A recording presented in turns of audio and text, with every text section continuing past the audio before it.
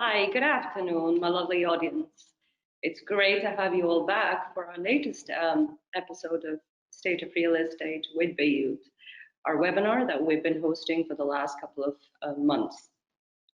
I'd like to start today's webinar by paying my sincerest condolences to the victims of Beirut blast last week. Our hearts, our prayers are with them. We wish for their strength. We wish for peace for Lebanon and all of the humanity. Moving on to the topic that we want to cover today. First of all, thank you, all of you, for logging in every time we host this. We've covered pretty much very many elements in the last few weeks. We've looked at COVID, how that has impacted us, our lives, personal, professional. We've tried our best to keep the audience engaged and informed with latest updates, how the industry leaders are dealing with these challenges. And one thing that we realized when we were sitting down and brainstorming what to cover in this session was we haven't really brought forward women and had them tell us how they dealt with the last 4 to 5 months. So today, the topic, the guests, they're all very, very dear to me. The topic itself is very close to my heart. And I'm very excited that I'll be hosting some super talented, super successful, brilliant ladies of the UAE real estate. We have a lot to cover, we have a lot to discuss, and I'm sure all of you are equally excited as I am to be a part of this session. So without further ado, I'm gonna start calling them in. My first guest is Safura Abbasnia. She's the GM of Aston Pearl Real Estate. I have Zena Khoury, CEO of Highmark Real Estate, and I have Katie Savage, Director of Urbaness. Come on, ladies. Let's have Katie on the screen and let's get this started. Hi, how are you all? Good? Good afternoon, viewers. Good afternoon, FIBA. Hi, Brilliant. guys. Safura, let's start with you. You're one of a very special clients, part of our Golden Circle clients, an ardent supporter of Bayut. But what I admire the most about you is you've been here for the last 16 years, and out of those 13 years you've dedicated to real estate here. How has that been for you? Well, before I start, I would like to thank you, FIBA, personally. I would like to thank Bayut. I would like to thank the viewers who joining us still.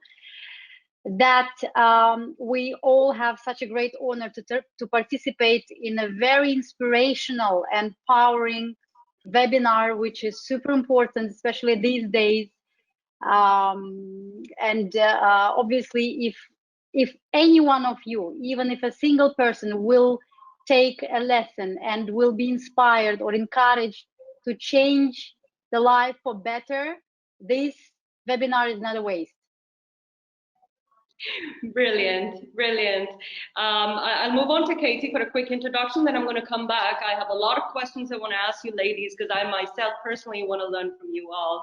Katie has been in the UAE for the last 13 years. She's been a successful mum, and she has also started a company of her own around 2017, which is pretty late looking at all the years the major key players have started their company. So Katie, how are you today? All good? Hi, great, thank you. Yeah, thank you very much, Vibha and the team at Bayut. It's a real honor to be here and sitting amongst such fantastic women as well. Yeah, we're here in Dubai, very excited, and thank you. Super excited to hear your stories. Zena, my dear friend, how are you today, Zena? Hi, FIBA. Hello to everyone that has joined us today. Thank you for your opening line and thank you for remembering Beirut and Lebanon, my home country. How am I? It's been a very difficult period for me personally. I'm someone that has been born and raised in Beirut, and my second home is the UAE. We have been broken, we are angry, we are raged. We feel with every single country that has had terrorism in their land. And this is something that personally affects me and the people around me. And I'm hoping that this platform is going to help us send a very important message to the youth of Lebanon and the youth that in every country that has had similar blasts or similar events, that it's the time to continue to be strong and continue getting stronger and bigger so that you can help yourself and help the people and the humanity around you. Thank you for the opportunity of being part of this with these amazing leading women. Great, great. Zena, all our thoughts and prayers are with you, your countrymen, and people who've suffered. May all of this will come to an end pretty soon. Going back to Safura, I mentioned you've been here for a long time. One thing that you always mention, you've lived through 3 crises during your career here. Talk to me about the early days of your journey. What is it that you would like to share today with us and people who are watching so we can take away some key lessons from it? Thank you, Fiba. I would like to share my great experience for past 16 years being in Dubai itself and for over 13 years in real estate industry. At the age of 22, when I landed in this country with a fixed idea in my head that I'm gonna conquer the world, although I had no idea what does it mean. In fact, I just had an idea, all right, that I'm going to conquer the world. And then later on and eventually, I figured out that Dubai became a world for me because it is officially recognized as a top tolerant country hosting over 200 nationalities, having businesses here, living, studying, touring. And eventually, for me, it was a result that somehow I did conquer the world because on a daily basis, I live, I work, I learn from so many people with different culture behind them, nationalities, religions. All right, so I find myself to be one of those luckiest people who did the right choice to come to Dubai, because I'm keep repeating to myself and to my friends and people who know me, stating that if I wouldn't come to Dubai, I wouldn't be who I am now. That's for sure. And obviously, I got a great support from the family members, from friends, from government, giving us an opportunities to set up businesses. Talk to me, Safura. You mentioned something very interesting to me. When your friends were busy enjoying the high life, you were busy driving to Abu Dhabi every single day. That for how long? Correct. Yes, that was for 5 years, and actually, it came to me during the first crisis, because you see all the great ideas and the results come on the crisis or when you're really down. And when the crisis hit in 2008, and most of my colleagues were just quitting the job, going back home, I decided to do something different and to go like an extra mile. And that extra mile was from international city, driving to Abu Dhabi every day for 5 years. And that was the trigger for me to make my first serious money and commission. Why? While probably half of the city was sitting and moaning that nothing is happening, for me it was super happening. Why? Because I took an initiative simply just to go extra mile and not go with the flow of negativity and not trusting on my strength and in the market itself. And this is how I made it. So 5 years driving to Abu Dhabi, which 2.5 of them were international city. But then when I started to make a serious commission, I obviously upgraded the area I lived in. But yeah, first crisis was actually a success story for me. Brilliant. I think this should be taken as a ray of hope for people who are struggling in these times. I genuinely, personally do believe as well, sometimes chaos gets the best of us, because I think we bring our best foot forward, we pivot, and we bring certain ideas which have never been heard of. And I think people who really get busy, get hustling, are the ones who turn out to be successful. 100%. I mean, if you look at the global trends as well during this pandemic, I mean, I read some interesting articles where a lot of female leaders, international leaders, head of states, were applauded, and compared to the male counterparts, talking about how women managed the crisis, not only for the countries, but the economies a lot better, and with a lot of thought and a lot of empathy and trustworthiness, like Angela Merkel, your Jacinda Ardern, and all of these ladies. I think this is so true. I think sometimes chaos or crisis gets the best of us. Would you agree with that, Katie? Yeah, absolutely. I think particularly in this pandemic, we've seen a huge surge in property sales in Dubai. And that's because bricks and mortar make sense to people. You know, people want to invest in something that has long-term value. And it's a shock to a lot of us to see the market surge and the property transactions that take place that have done over the last couple of months. But it means that we're working really hard. I know from my perspective, telling my team every Sunday that, you know, this is a great opportunity and we're very lucky to be in it. And we've got to really use this opportunity and make sure that we make as much contacts as possible, you know, do as many transactions as possible, and help people to help themselves become better and, you know, achieve what they want to do and achieve their own goals. Talk to me about yourself, Katie. You were here 13 years ago. Talk to me about that reason that brought you here and the reason that pulled you into real estate, and give me your success. Oh. So for a lot of people, they come here for a couple of years and then they stay, and I'm the same. So I came here on holiday, went home, told my boyfriend at the time that I was going to go and live there, and came back 6 months later and haven't left. So yes, I've been in real estate now for the entire time, virtually. And I'm just so lucky. I think Dubai is a fantastic place. It's a great platform. It's a wonderful place, like Sephora says, to meet so many nationalities. I'm very lucky with the people that I'm surrounded with every day. They're fantastic mentors. I still learn every day. And yeah, I've just come from a transfer. I've got valuations and viewings this afternoon. We're all super busy. So it's you feel the buzz in Dubai. It's got such a great vibe, and long may it continue. I've just 9 months ago I gave birth to my second child here. So our first stationary order at the Urban Nest was done whilst I was in labour. So it's definitely been a journey, but yeah, it's a crazy journey, but very, very, very positive journey. Brilliant, brilliant, brilliant.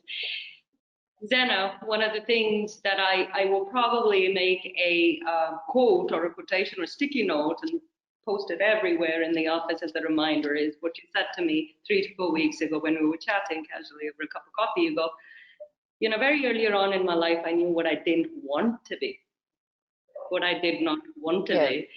And that was, I didn't want to be poor. Is it safe to say that's been your goal and your motto in life that drives everything? Yeah, yes, definitely. Again, I'm going to have to touch up on Beirut and Lebanon because I am who I am today because of where I was born and the hardships that my family and all the people of Beirut and Lebanon have faced. So I believe the fact that we have lived in a country where there's no financial security, there's no pension plans, there's no proper future plans for I don't know, something has happened. Can you please check, Zena, your camera? There you go, you're back. So sorry. So it instills in us we become more resilient. We defy our surroundings. We know what we don't want to be. We don't want to be in need. We don't want to have financial problems. Hence, we start working from what we don't want to be. And yes, I did know early on that I did not want to be poor. I did not want my children to dread the day where the school would give them their tuition fee, because it used to be something very emotional for us, you know. And I'm sure that a lot of people in all the countries have gone through these hardships, because in every society there is low income, medium income, and high income families. So it has happened on numerous occasions where we'd be sitting in the classroom because my family valued education, so they wanted to give us a proper education. We'd be sitting in the classroom, and the principal would come into the class and would say, XYZ, you're not allowed to sit for the final exam because your parents have not paid tuition. So from there onwards, I knew what I did not want to be. I knew what I wanted my children to have and be offered. Hence why seeing Beirut going through this now is something extremely emotional for me. Sorry. It's extremely emotional, but I decided that I'm going to participate in this today, because even if it gives one hope to every or any person that that is not coming from money, and that has not been given all the tools and the opportunities to succeed, that they can still succeed by being resilient, by doing the right thing, by being ethical, by working hard, by raising their hand every time someone is asking who can do this. So I'm not here only to inspire women, and I'm not saying that I have to be inspirational, but there is a fact. I have come from a country that has not managed to take care of its people, and I have defied my surroundings, and I have managed to build whatever it is, my small empire. I have managed to build a strong financial base for my family and people around. So this is my message today, and this is what I would like to achieve from being part of this. Zena, thank you for sharing your very humble background, beginnings. I think it takes a lot of courage for people to come up and talk so freely about that. I genuinely believe people should take great inspiration from them, and I want you to know this, that all of us here at Bayut, Basil, all of our families, our country, we're with you guys. We feel and we pray that we come out of this stronger together. What I wanna ask all of you is, all three of you are mothers, and mashallah, you have beautiful kids.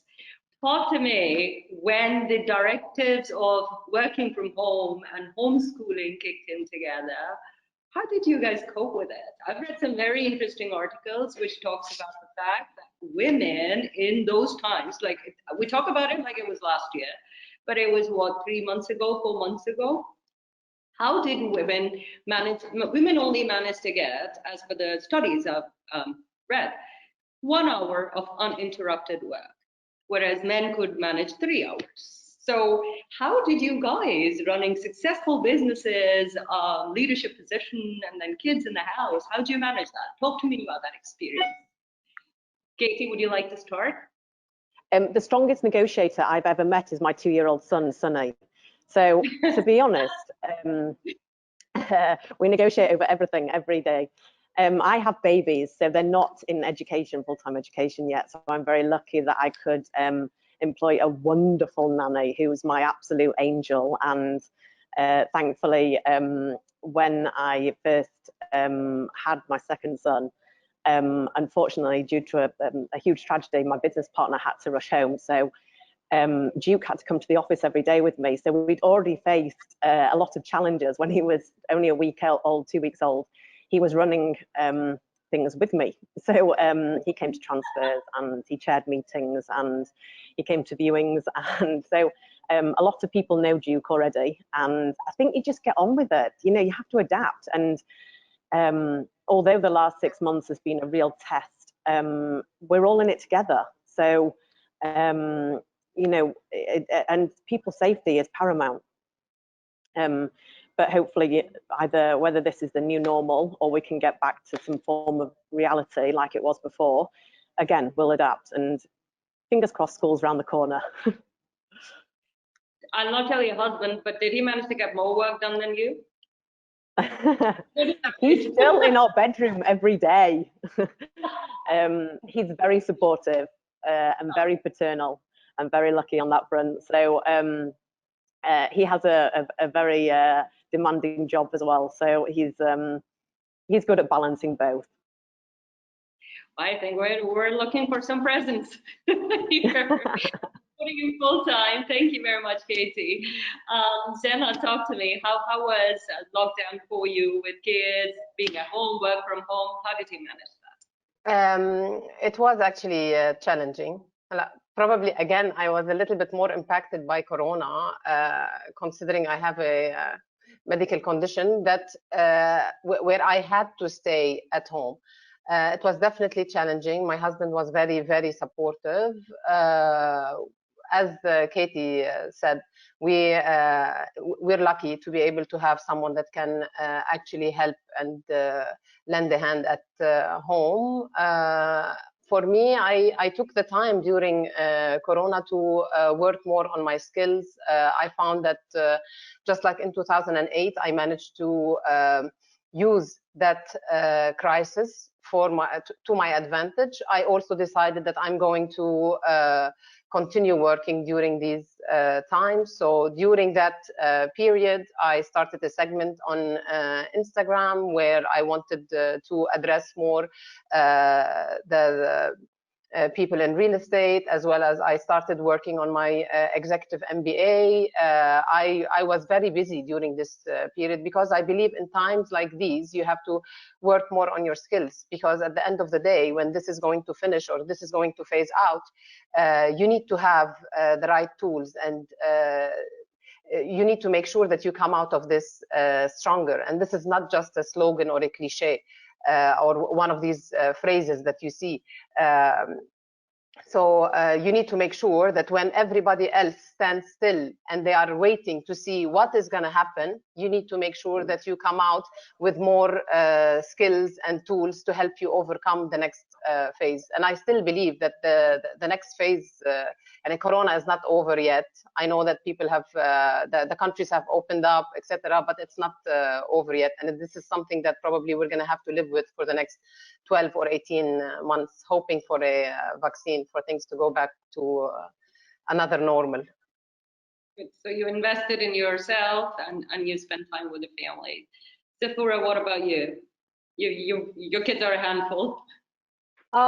Yeah, being a mother of two under school aged children, it was challenging. The lockdown and post-corona living standards, which is norm now, it was obviously a big challenge for me, because after having my second baby and being on day seven after my labor in the office wasn't that challenging, than actually staying with them home, managing work, managing a serious company.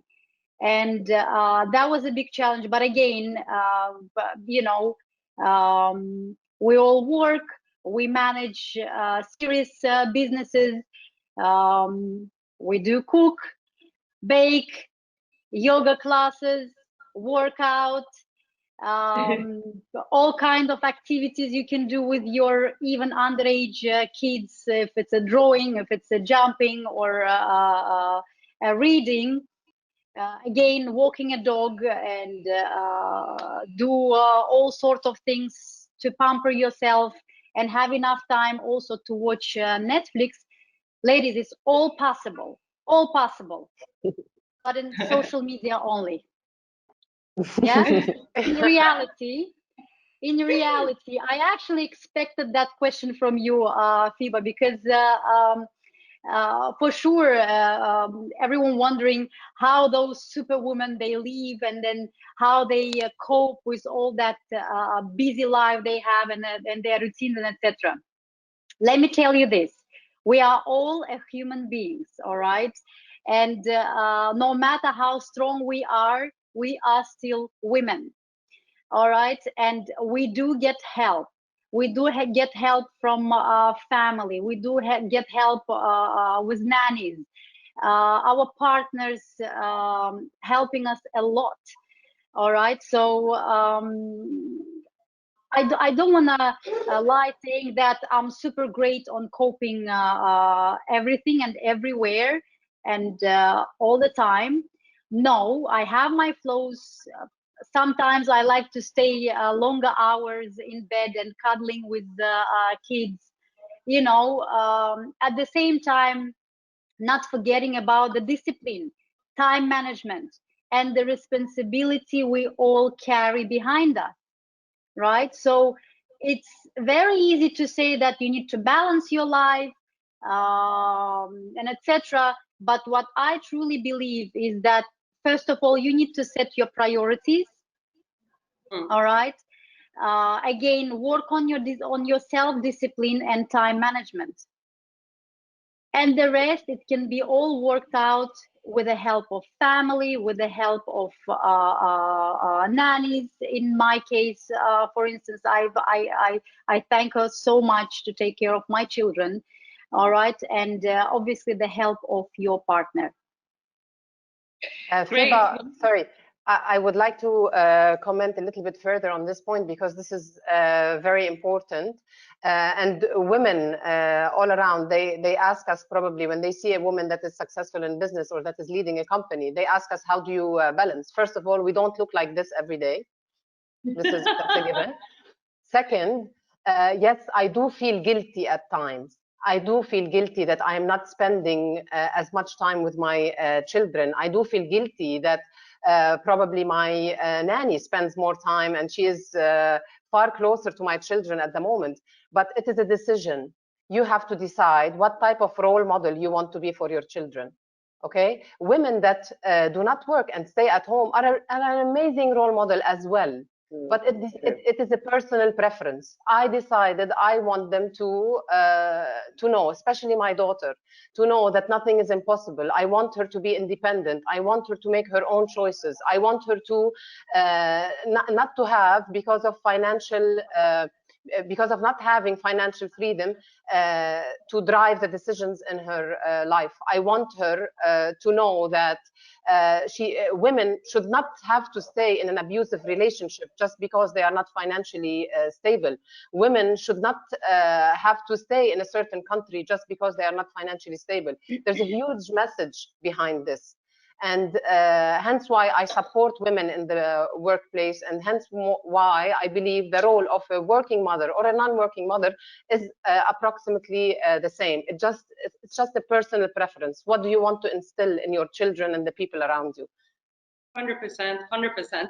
I think another thing that we must acknowledge here is the country that we're living in. I believe UAE is so conducive to the success of I mean, the equal opportunity phrase is so true here. If you look at the laws here, I was reading something, 59% of the workforce here is women. UAE has made it compulsory for female board members, and about 30% of the ministers here are females. 19 of the UAE most influential women are on top 100 Forbes list of the most successful Arab women. So I think absolutely, to second all of what you all have said, that yes, it's a personal preference as to how we want to prioritize and what goals have we set for ourselves, and the support we get from the family, from people that we work with, friends, and our own ambition. I do believe that we should acknowledge that in a country like this, it's a very healthy environment for women to come forward, put their best foot forward, and lead by example. So I just wanted to add that little bit over there. I do have one question specifically for each one of you. I'll start with Katie. Katie, tell me, when was the first time you bought your own house? What went into the thought process? Walk me through that. How was it? Okay, so I bought my first house in Sheffield. My first house actually that I bought was with my brother and my now husband, and we'd just come back from traveling, and we bought it was a 4-bedroom terraced house on a main road, and we took a lodger in. And in all honesty, the mortgage was so low that with the tenant in as well, we could balance it all. So I had a really nice standard of living then compared to when I was a student. But the second house that I bought was because I won a BMW M3 on MTV. Can you believe that? When I was 24, and it was my down payment on my second house, and it was a little 2 up 2 down in Sheffield, and everyone expected me to go and buy a new set of shoes and all these different things, and I just went out straight out. I was with my mum and my husband now, and that was my first purchase, a house, because I think financial stability is just, it gives you the freedom that nothing else does. And also another thing that should be touched on is that we're very lucky to live here, but it's an expensive place to live. And you often need both adults to provide towards the household, because it's not, you know, to put the pressure just on one parent is too much. And school fees and food and everything adds up. So it's healthy for both parents to be, or both people within a household, to go out to work and have their own financial freedom. 100%, 100%. I wasn't the one who would believe in lotteries, but listening to your story, I'm gonna go get it myself. Who knows what I win, and I'd probably end up buying something. I will start participating. Usually I don't participate, but after this I will start participating. You never know, you've got to be in it to win it. Now we are listening to your story. So Fura, talk to me. I know you take a lot of pride in what you've built in your company, and you know how you've shared a lot with me with regards to how you guys started and what are the challenges you face. You're very open like that. Tell me, what advice would you give to young female entrepreneurs who are looking to start any business here in the UAE or anywhere else, be it real estate? What would be your guiding principles that you'd like to share with them? Well, just to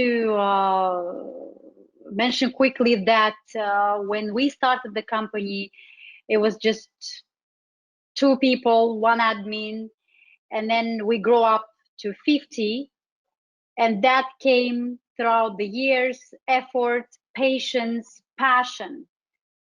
So now being officially top 10 rated by land department companies in UAE, which is a great honor for me personally.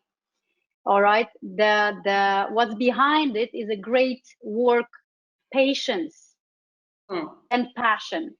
All right, because patience and passion should always be together when you start something. So my advice to any entrepreneurs, irrelevant, female or male, if you have an idea and you truly and sincerely believe in it, and not necessarily that someone else has to believe in it, you have to go for it.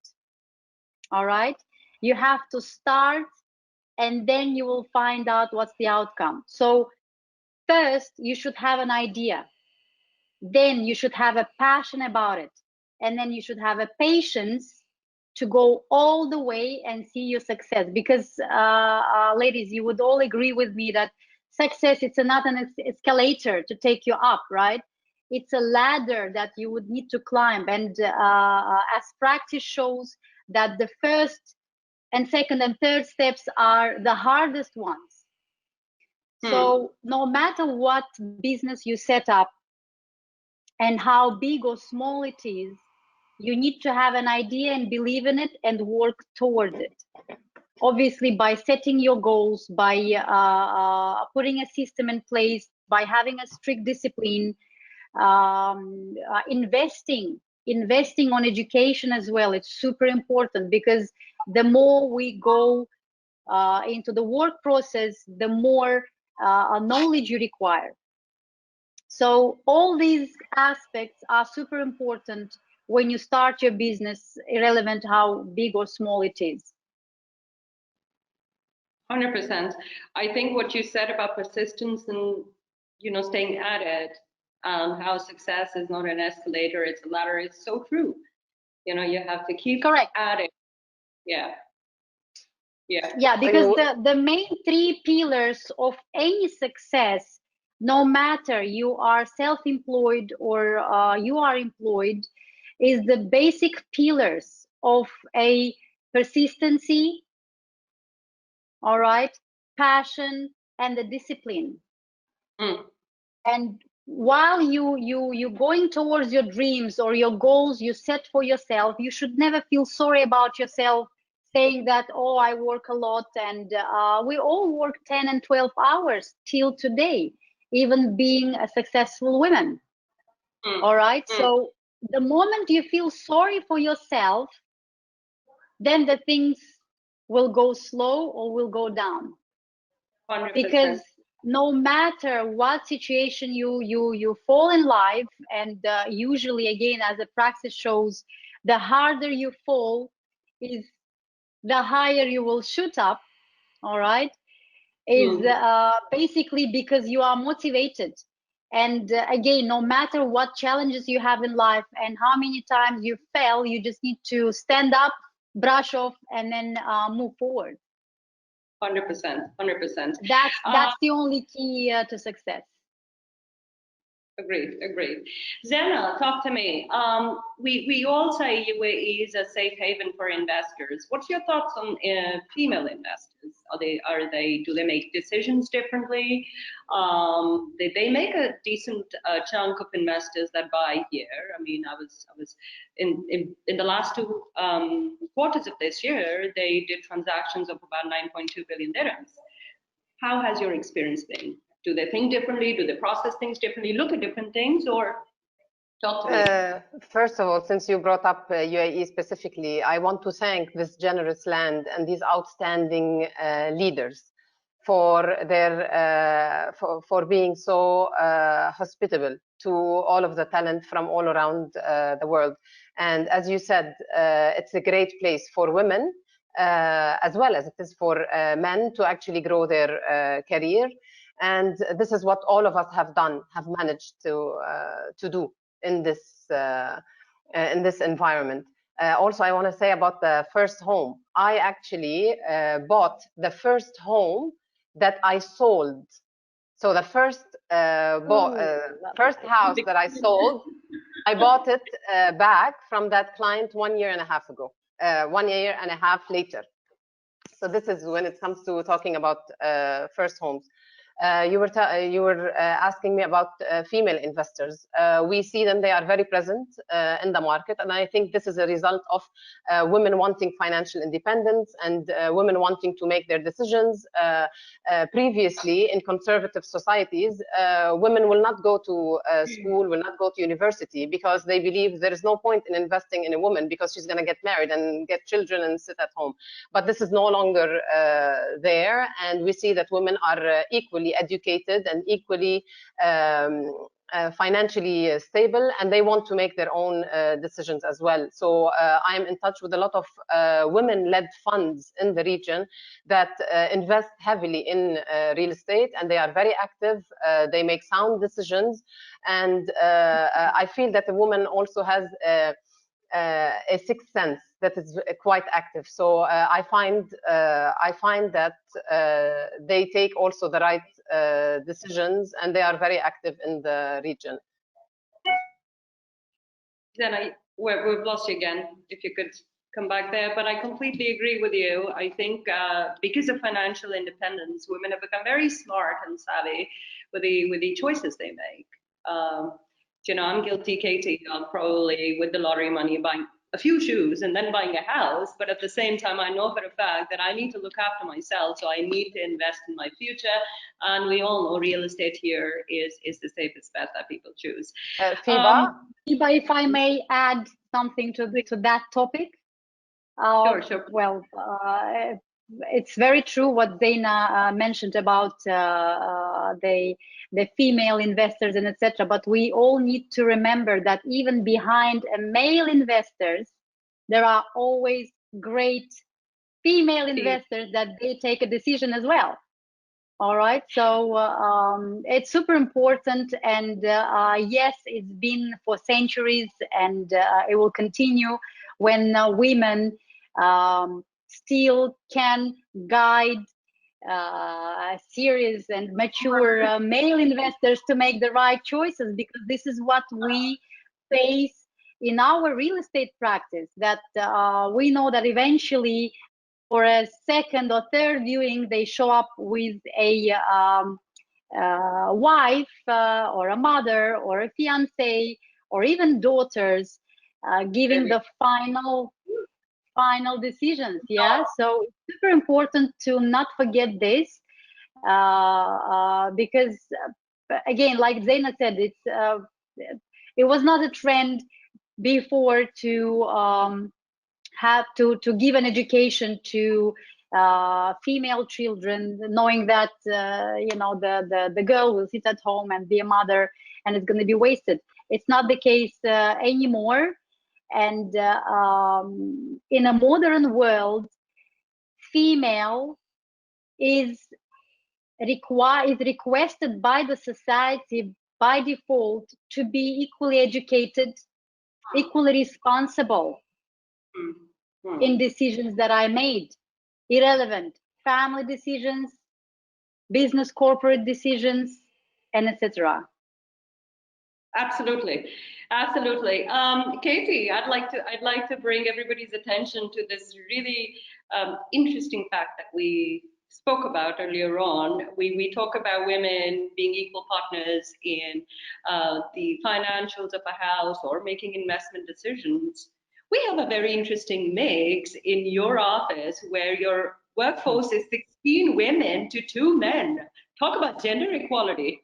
What happened there? Yes, I know. We're trying to get more boys. If anyone would like to apply, my email address is no. It just happened organically.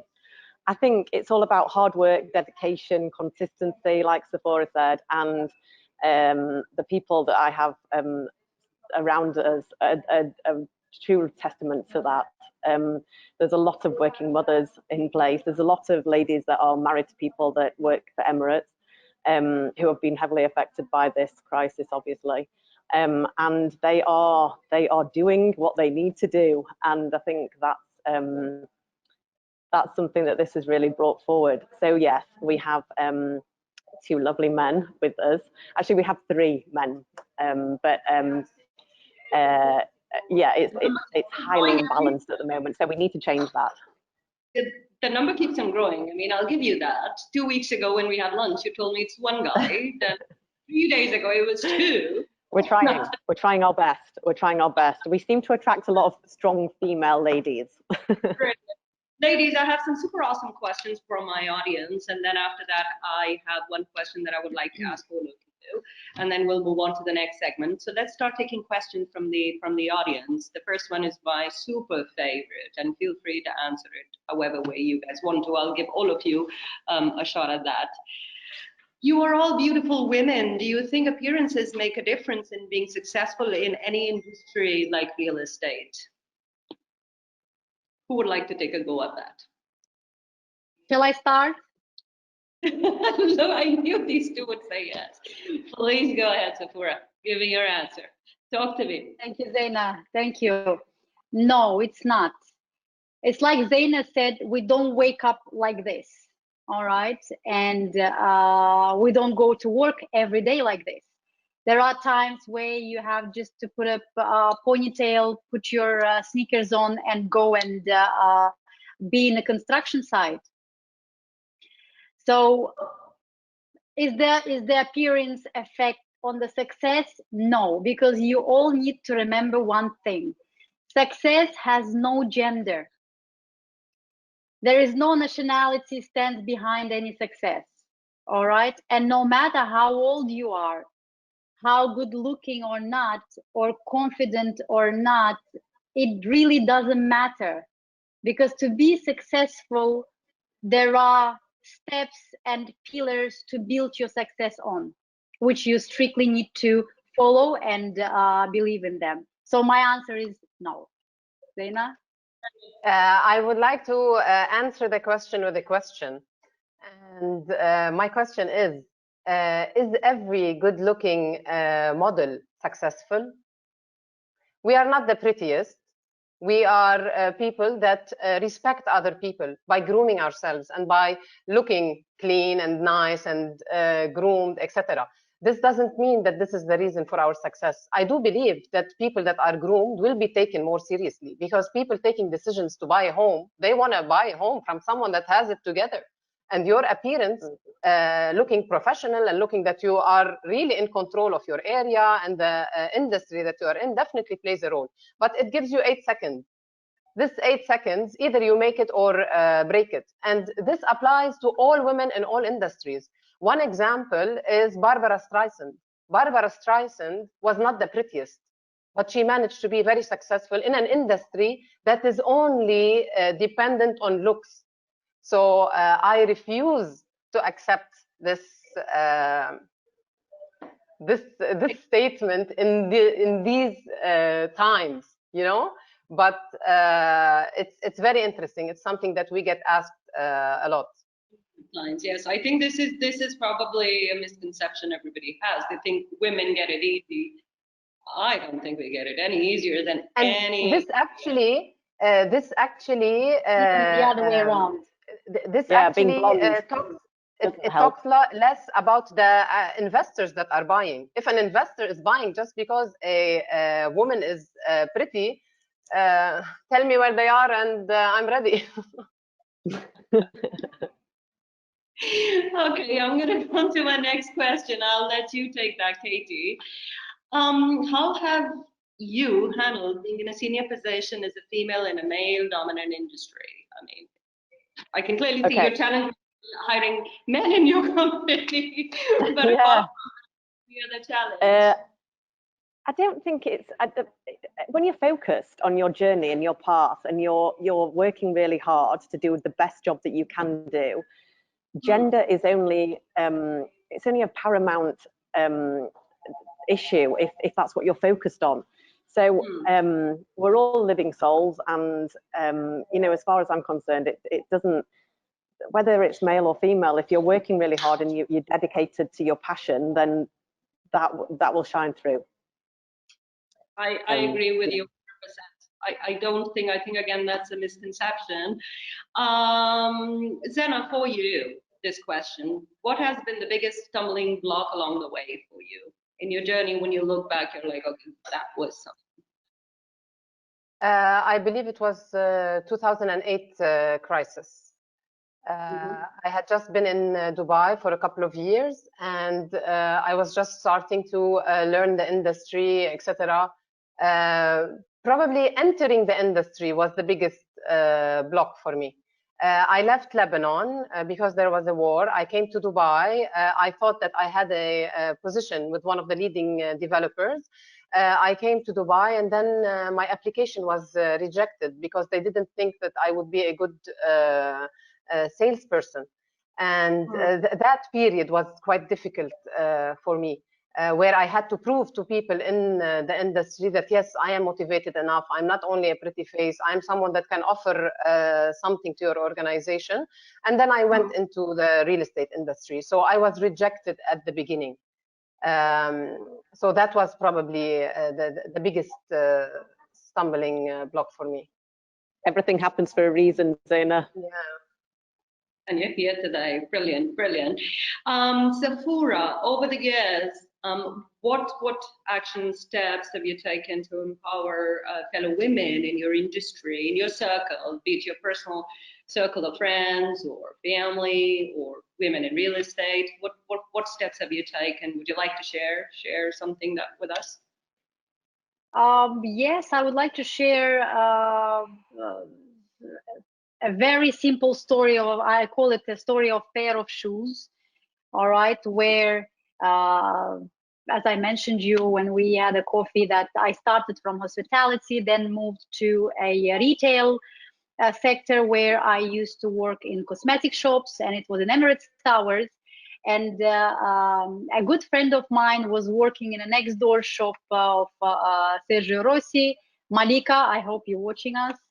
All right, and being a sales lady of a cosmetics of a salary of 3,000 dirham, every morning I would come to my duty. I was passing by and showing that and seeing that beautiful pair of python shoes, which were exactly 3,000 dirham in 2006. All right, and I always thought that if I own them, I'll be the queen. And then I had that obsessed idea to buy them. And every 3 or 4 days, I would come to that shop, which was just next door anyways. And I would ask my friend, are they still there? Are they still there? And they would say, yeah. And she was the only one actually who encouraged me to get them, while all my colleagues were telling me, you're crazy. You can't spend your salary just on a pair of shoes. Oh, we can. What I loved about my friend, that no matter what others were saying, she was telling me, Safura, if you think it's right for you, and if you really think you would be a queen wearing those pair of shoes, go for it. And it's not because she was a sales lady, all right? She just truly believed in me. And then I was waiting for weeks and then days and then for hours for the salary to drop into the debit card. The moment I got the salary, I walked into the shop. I bought that pair of python shoes. And guess what? For the time I was waiting for those shoes to be mine, I was already imagining myself a successful queen wearing a 3-piece suit and carrying a laptop. Although I had no idea that I'm joining a real estate. And guess what? 7 months later, I end up being in real estate in my first interview, where the owner of a company, a very professional and mature female business owner, she simply asked me a question. Why do you think you can join a real estate from a cosmetic shop? My answer was simple. Well, if I can sell lipsticks and perfumes, I definitely can sell your property. And then the same day, I got a call that I should come to office next morning. And guess what? I was wearing my brown python shoes that I still have them in a box. As a symbol for me is that no matter what people tell around, okay, if you believe in it, you need just to go and get it. So why I'm telling you this and what is the moral of the story is that my advice to females in real estate industry, all right, again, to take challenges, never listen to someone who would doubt your skills or your potential. And if anyone closes a door behind you, there is always another door that will be opened. You just need to knock, all right, and give a try. So until today, I'm advising to new joinees to the industry, having an experienced agents approaching me and saying that, Safura, I'm having a challenges, or this is not working out. What shall I do? I don't open them. I don't open them rocket sciences. I just put the reality in order for them to understand where they're standing, what decisions to make and to act, and then move forward. All right. So again, some take this advice and I really see them changing and improving. Some tend to listen and then keep on doing what they're doing. So it's all preferences, it's all choices in life, and it's all depends on the ambition you have. All right, the rest is all doable. 100%, 100%. Ladies, I have another question. Has there, okay. Majority of the home buyers are men. I think we kind of answered that question, but I'd still read it out. What can be done to encourage women to become homeowners? Anyone would like to take that? Katie? Your story's good. Buy lottery tickets. I know. I think a lot of them are joint owners, really, from my perspective, because we deal a lot in secondary market sales. So a lot of them have joint ownership on the title deed. But yeah, I think maybe traditionally, because the wife or mother spends perhaps more time in the home, then they're more the key decision maker. Whereas males are usually sometimes more pragmatic and just tick boxes in what they see. But you know, obviously, it's encouraging to see both parties, you know, invest in real estate in Dubai. And I don't know. I think if you focus on gender inequality, then it becomes an issue. And I'm not that person, really. I find, FIBA, that women are a little bit less risk averse. So this probably affects the reason why men are more dominant in terms of closing deals, etc. However, this is changing with the woman becoming more financially stable. She wants to make her own decisions, and she wants to live in the house that she wants. So it's changing bit by bit. Excellent. And I think now after COVID, we all want more space. So we're seeing a lot of people kind of invest in property here because they might have been stuck perhaps in smaller units in lockdown, and now they need definite space to you know, grow as a family, and perhaps some outdoor area as well. Excellent. Ladies, we've come to a very exciting segment. We have a super awesome quiz prepared for our audience and, of course, our participants alike, and we're giving them all a voucher to buy those Python shoes, and maybe that could be somebody's success story real soon. We're going to use Kahoot for the quiz, and it is going to focus on the super awesome women in the world. Are we all set? I'm just getting the Kahoot game pin on my screen. We all know, please take out your cell phones and log on to www.kahoot.it, or you can go to the Kahoot app. This is our game pin, 770883. Come on, get those mall vouchers. Get those mall vouchers. Ladies, are all three of you playing? Yes. I'm not allowed to play because I probably not still win because my phone is very old. I need that voucher to buy a new phone. Come on, ladies, we need more of you there. We need more of you there. Alicia won before? Ooh, yes. And I think she just dropped.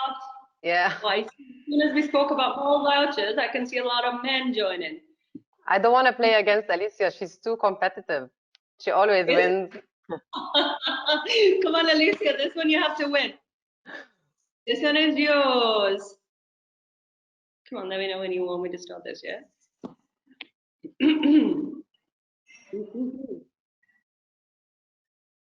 Python shoes. Sephora. Lottery ticket. I made my wish list on the side after today's session. It's like Zaina said, we always need to invest in ourselves, isn't it? Yes. 100%. Absolutely. From education to wardrobe. 100%. Somebody asked about exercise is a massive thing. Really, Katie, you're going to give us that lecture today? I thought we were going to go for I wanted to have a pizza right after this. So since lockdown started, I've had to work out with my husband and his very, very, very super fit best mate every morning, and they absolutely beast me. So we do CrossFit every day, and I've never worked out as hard as in my life. It's good for the mind and the body. 100%. I've heard that if you work out in the morning, the whole day is full of energy. I'm the opposite. Yeah. I work out. What is good about it? To exercise with your husband, as in you know where his whereabouts, where are his whereabouts for 1 hour? Probably that's the best. Fiba, can we ask you a quick question? Please go ahead. Tell us your secret of being Your story. young, energetic, beautiful, at the Successful. same time powerful and successful woman. Tell us your secret. I am going to first of all say thank you to all of you three lovely ladies. To be honest, my secret is that I have a great support system. I believe in what I stand for and I go for it. So yes, it's my beginnings have been a combination of all the stories I've heard today. I was daddy's little girl. Then things don't stay the same like always. They come and go, they show their shades.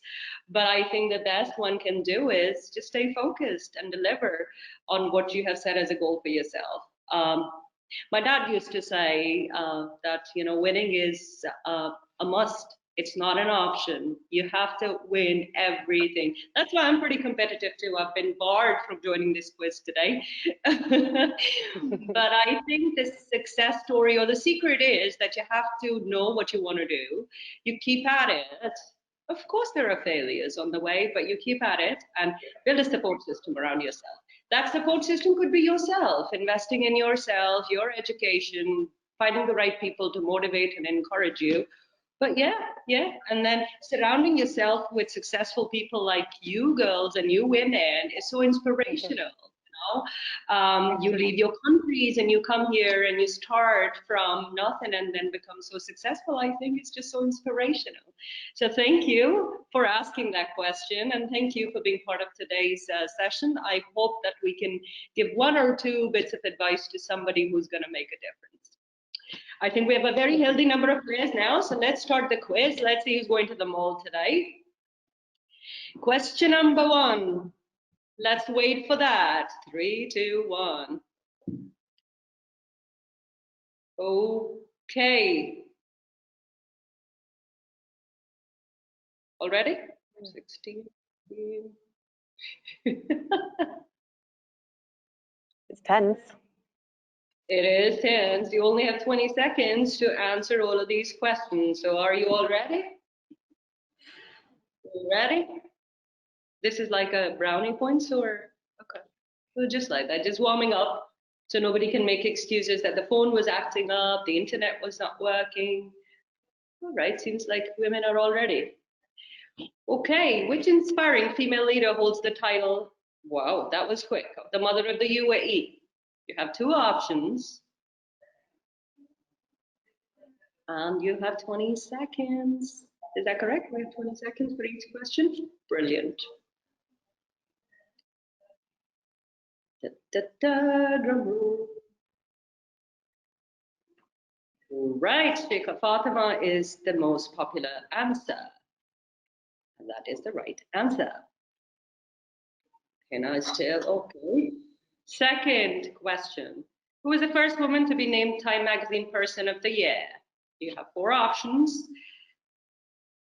Pick it carefully. First woman to be named the Time Magazine's Person of the Year. An interesting one, actually. Answers. There you go. Wallace Simpson. I would have picked Princess Diana for some reason, but Wallace Simpson is the right answer. And we have Beth climbing up, Nessie, and Amber. Good job. Youngest Nobel Prize winner is a woman. True or false?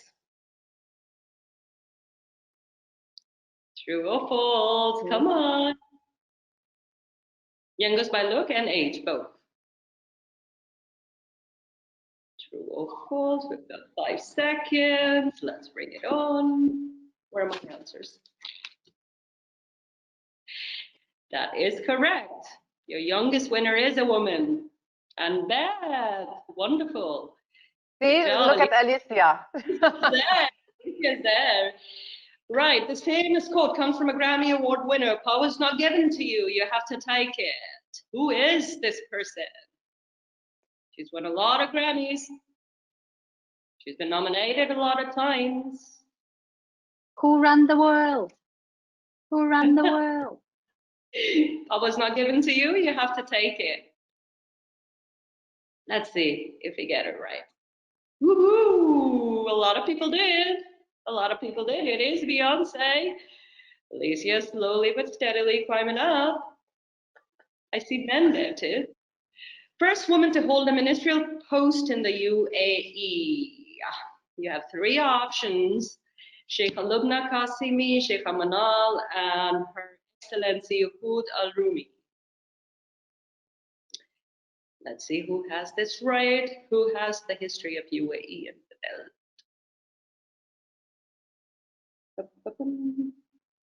And the answer is Sheikha Lubna Al Qasimi. You got 8 people who got it right. She was the first minister. I am Z, by the way. Oh, that's you. Not to claim. Look at you. Richest African American woman in the world. This one is going to be interesting. Take your pick. Come on, Alicia, we need to see you there. Come on. We have Rihanna, Michelle Obama, Queen Latifah, and Oprah Winfrey. Who is the richest of them all? Yeah. Of course, it's Oprah Winfrey. Can't believe some people actually got it wrong. Zay, Alicia, come on, Alicia, let's see your name go up. Youngest billionaire in the world is a woman. True or false? True or false? Katie, tell me. If it's false, we're getting there. True. It is true. It's Kylie Jenner. Oh, yeah, of course. Alicia went up. Cool. Brilliant. Which famous actress started the He for She UN campaign for gender equality? Angelina Jolie, Jennifer Lawrence, Priyanka Chopra, or Emma Watts? And this one is interesting. He for She UN campaign for gender equality. We'll do she for he for Katie's company. Emma Watson is the right answer. Let's see the leaderboard. Move, move, move. Beth is winning it. Beth is winning it. We have 2 more questions to go. Who was the first woman to win a Nobel Prize? This one is pretty easy, I believe. We have Mary Curie, we have Eleanor Roosevelt, we have Frida Kahlo, and Mother Teresa. Let's see which answer is right.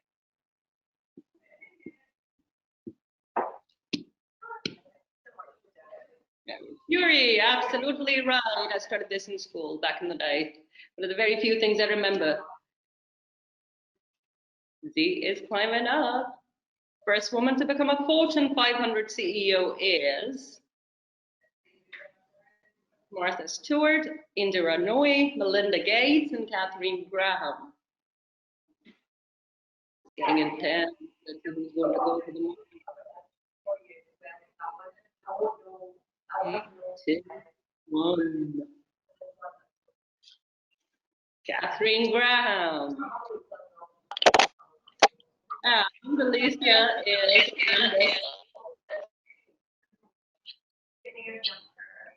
Last question, when is Emirati Women's Day? 8th of March, 10th of May, 15th of August, 28th of August. Can I give a hint? Can I give a hint? Let's see if this answer is going to get somebody on the podium. 28th of August, that is absolutely correct. And 6 people got it right. Let's see, 3rd place, we have Vidge. And 2nd place, we have Alicia. Well done. 1st place is with Beth. That is super awesome. Beth is going to enjoy a mall voucher. Good job, Alicia. Z. Well done. Good job. Brilliant. Next time we'll have another round of quiz.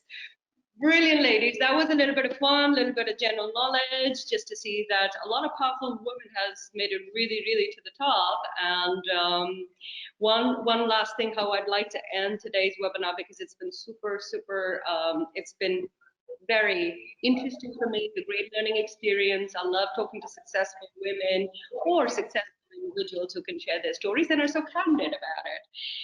One last thing that I would like you all to share with me, with your parting thoughts. I want to ask each one of you who has been your role model in your life, and any message you'd like to give to all our super stunning successful audience and our fellow panelists.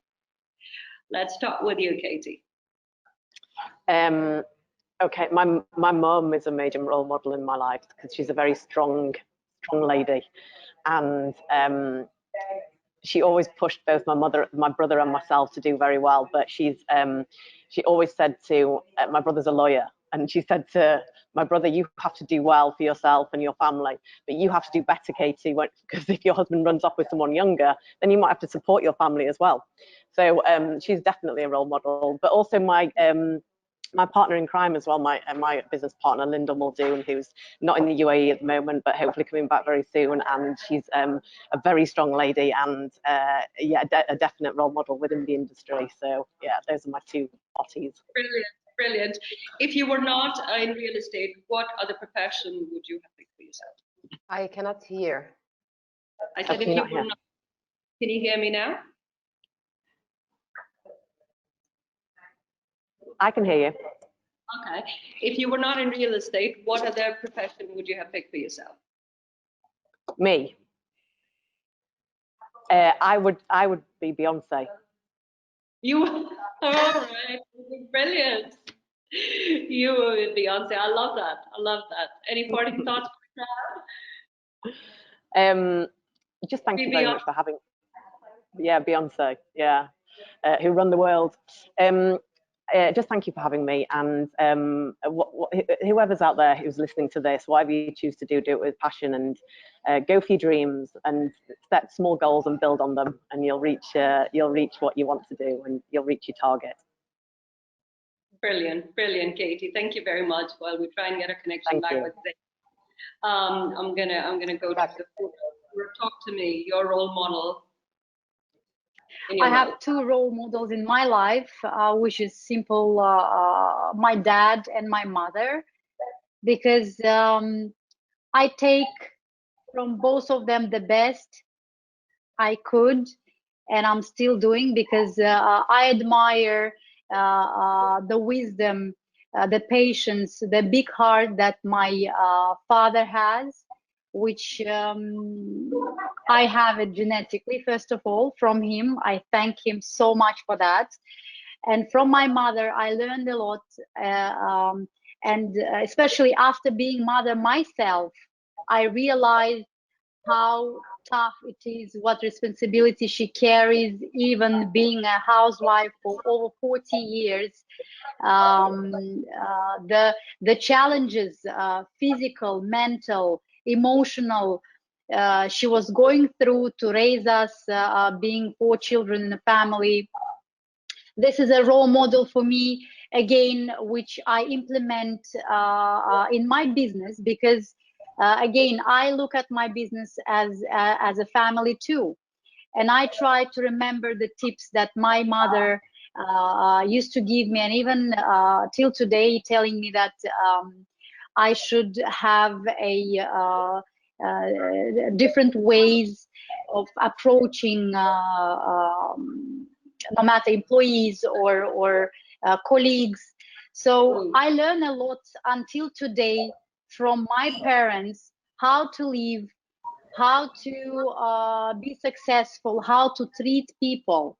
So this is super important for me. Therefore, it wasn't my case before, because, you know, when you are 18, 20, you know the whole world, and no one can give you a better advice than yourself, right? But with the years and with the wisdom you gain in life, you do realize that whatever advice you get from your parents, from elder people, are true, and you need to implement them on your daily life. Therefore, I strictly keep my role models as my father and my mother, because I do see what they achieved in life, how they are treated by people around them, by their children, which are us, by giving love and care in return. So I really want to be in their position as well when I'm on my 70s. Brilliant, brilliant. Thank you very much for sharing all of that and your very, very helpful thoughts on that. I'm vocal now. My voice has been given back to me. Okay, so my role model.